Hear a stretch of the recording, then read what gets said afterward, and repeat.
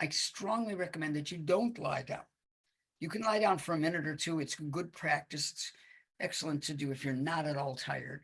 But when you achieve that state of relaxation, that is that's the essence of meditation, if you're lying down, you're not that unlikely to fall asleep. There's nothing wrong with sleeping, but there's something right with meditation that you will miss. So find a comfortable position so you're alert and in it. Open your chest, let your hips settle down, let all those important muscles between your legs just give in. You don't need them. Let them be soft, like a baby's bottom. The babies don't need those muscles. They don't know. They haven't been trained yet to do what we do with those muscles. Let them go. There's a great resonance between the two ends of the spinal cord, the brain, the head, and the pelvis. We want the head to be calm. We want the head to be unfettered. So let your pelvis be the same. The two, they communicate with each other quite a bit in ways, I must say, I don't fully understand, but I can start to appreciate.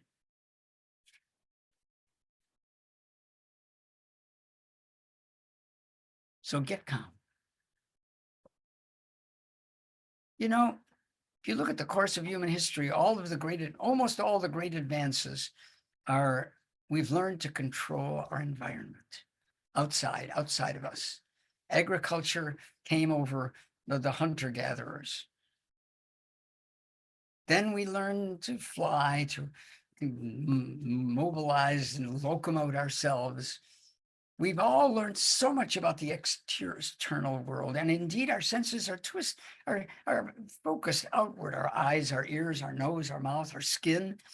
Well, maybe the mouth is an exception in the nose because it's only stuff that goes into us, but everything else, it's out there. And we've made great strides. We're going into space. But what about what's inside?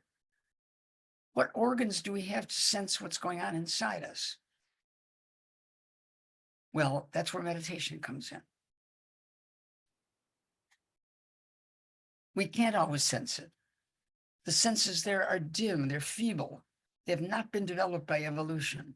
Evolution is, fighting off all kinds of adversaries and getting yourself enough to eat and a place to sleep when it comes night. But if you want to advance in a more evolved sense, you can't just pay attention to what's outside. So let's take disciplined steps right now to pay attention to what's inside. How do you do that? Well, it's hard. The first step is the one I'm always stressing. Don't pay attention to what's outside. Give what's in there a chance. Give the inner truth a chance. Otherwise, it's drowned out. It's muted. It's overpowered by our senses. So you want to quiet the senses. So close your eyes.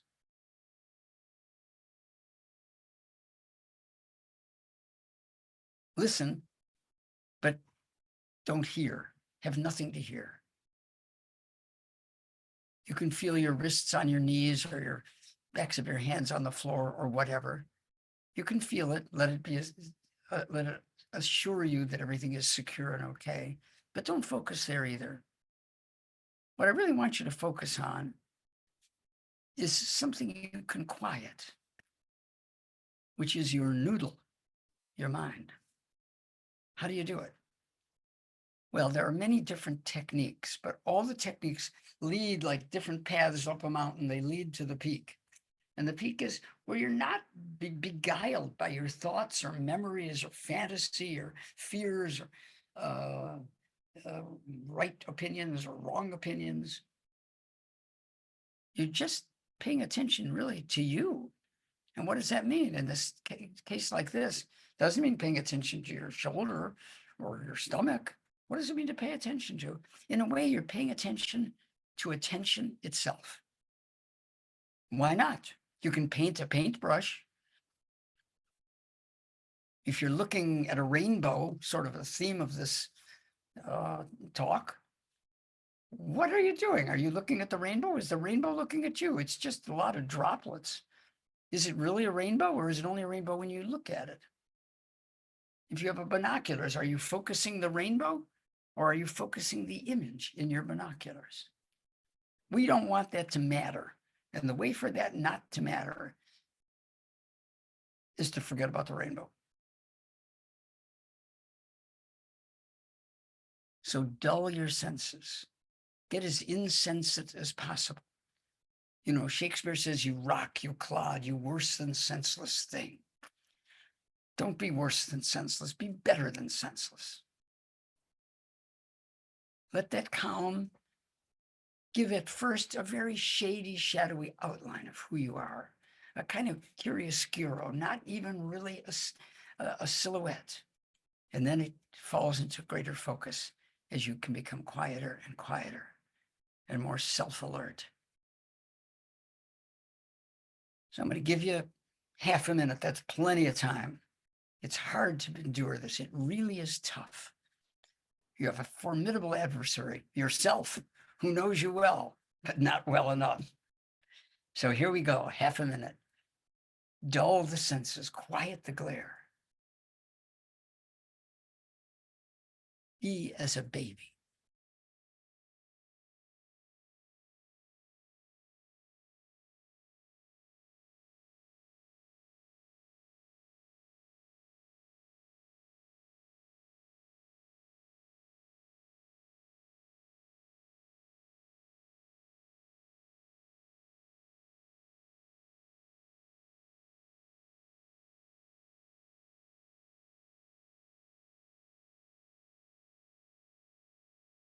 That's it. That's half a minute. I want this to be like an appetizer. I want you, I hope that you can take this as a kind of pointing in the right direction. It's the pointing in the direction. It's not my finger, it's the direction it's pointing. It's not the footsteps, it's the path.